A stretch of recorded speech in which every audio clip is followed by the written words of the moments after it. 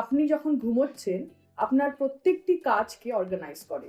কালকে যা করেছেন বা কালকে যা করতে যাচ্ছেন। ঘুমও কিন্তু আমাদের শরীরকে হেল্প করে জায়গার জিনিসকে জায়গায় পৌঁছে দিতে।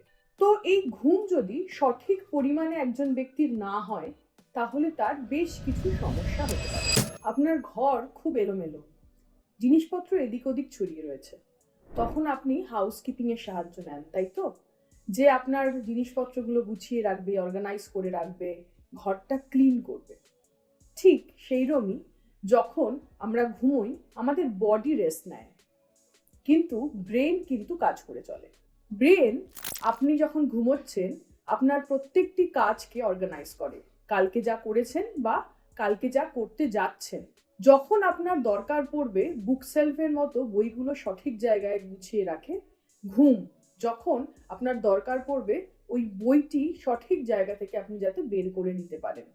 ঠিক সেরমই ঘুমও কিন্তু আমাদের শরীরকে হেল্প করে জায়গার জিনিসকে জায়গায় পৌঁছে দিতে। একজন প্রাপ্তবয়স্কের ঘুমের পরিমাণ 6 থেকে 8 ঘন্টা। একদম সদ্যজাত শিশুদের সেটা 18 ঘন্টা থাকে, একটু বড় হতে হতে 16 ঘন্টা, 14 ঘন্টা আস্তে আস্তে কমতে থাকে।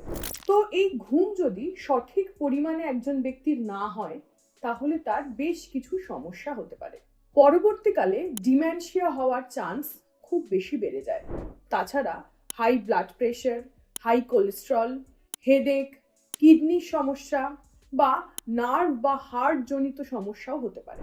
বা ব্যক্তি অ্যাডিক্টেড হয়ে পড়তে পারে কোনো কিছুতে, সেটা ঘুমের ওষুধ হতে পারে বা কোনো রকম সাবস্টেন্সও হতে পারে। ব্যক্তির mood disorder, mood swing, anger control করতে না পারা, এই অসুবিধাগুলোও হতে পারে। ব্যক্তির দৈনন্দিন কাজকর্মে মনোযোগ দেওয়া, অ্যাটেনশন দেওয়ার ক্ষমতা কমতে থাকে। এই গেল একজন ব্যক্তির সঠিক ঘুম না হলে তার কি কি অসুবিধে হয়।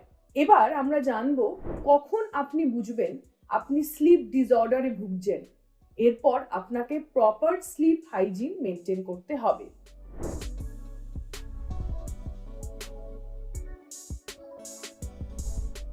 প্রথমত, যখন আপনার ঘুম আসতে প্রবলেম হচ্ছে বা আপনি ঘুমিয়ে স্যাটিসফাইড নন, বা আপনার ঘুম সঠিক পরিমাণে হলেও আপনার শরীর যেন বলছে না আরেকটু ঘুম প্রয়োজন। আপনার এই ঘুমের সমস্যা সপ্তাহে 2 থেকে 3 দিন হচ্ছে এবং এটি 1 থেকে 3 মাস কন্টিনিউ হচ্ছে। যখন আপনি অনেক ঘুমিয়েও মনে করছেন আপনি স্যাটিসফাইড নন, ফ্যাটিগ লাগছে, এনার্জি কম লাগছে, সারাদিনই শুয়ে বসে থাকতে ইচ্ছে করছে, এবং শেষ সারাদিন ঘুম কেন হচ্ছে না, ঘুম কেন কম হলো, এই নিয়ে নিজের মনে চিন্তা করছেন বা আশেপাশে মানুষজনের সাথে আলোচনা করছেন। এই 4টি সিমটম যদি আপনার ভেতরে থাকে 15-20 দিন বা তার বেশি, তাহলে কিন্তু আপনি স্লিপ ডিসঅর্ডারের ভেতরে ঢুকছেন। আপনাকে অ্যাওয়্যার হতে হবে, আপনাকে স্লিপ হাইজিন মেনটেন করতে হবে। স্লিপ হাইজিনের টেকনিক্স আমার ইউটিউব চ্যানেলে দেওয়া আছে, আপনারা লাইক এবং সাবস্ক্রাইব করুন। এবং ঘুম কম হলে কি কি সমস্যা হতে পারে তা আজকে আমরা এটা নিয়ে আলোচনা করলাম। ধন্যবাদ।